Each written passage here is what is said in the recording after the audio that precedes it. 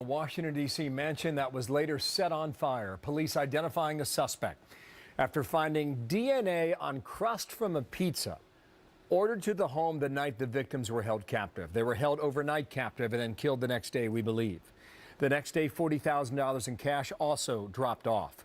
A manhunt underway for 34-year-old Darren Dillon Wint of Maryland, accused of killing the couple, their 10-year-old son, and the housekeeper inside. I want to bring in Steve Rogers, retired lieutenant detective for the Nutley, New Jersey Police Department. Sir, good morning. Good morning, Bill. To you. This is really sadistic stuff. A murder mystery beyond anyone's belief.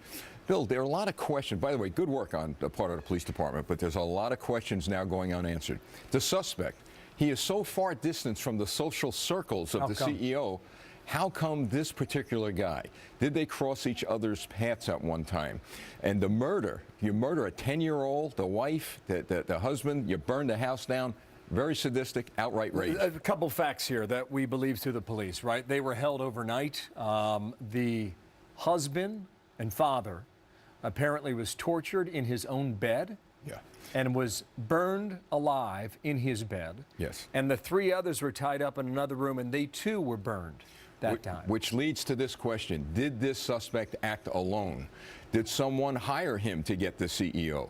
I mean, there are so many loose ends that the police are going to have to put together. But I've got to tell you this. If he did not work alone, the suspect, and he's on the run, somebody else other than the police may be looking for him. He better hope the police get him. Why do you say that? Well, he's the suspect is the only one, if there is another person or other people involved, that can make that connection.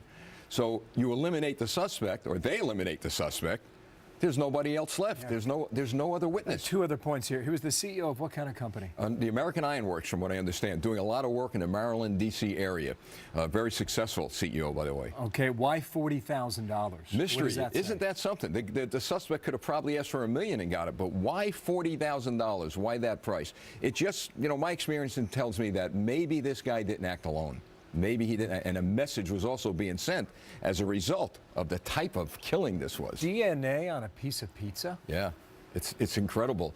The technology that law enforcement has today is incredible, and kudos to the police, the law enforcement agencies that took that DNA and now are on that guy's trail. Sir, I mean, it just seems like a rage murder when you look at the facts for how they were killed. Well, there was a question, was it a crime of opportunity? And my mind is, how do you connect the suspect whose lifestyle is so far distant from the lifestyle of the victims? How do you make that connection?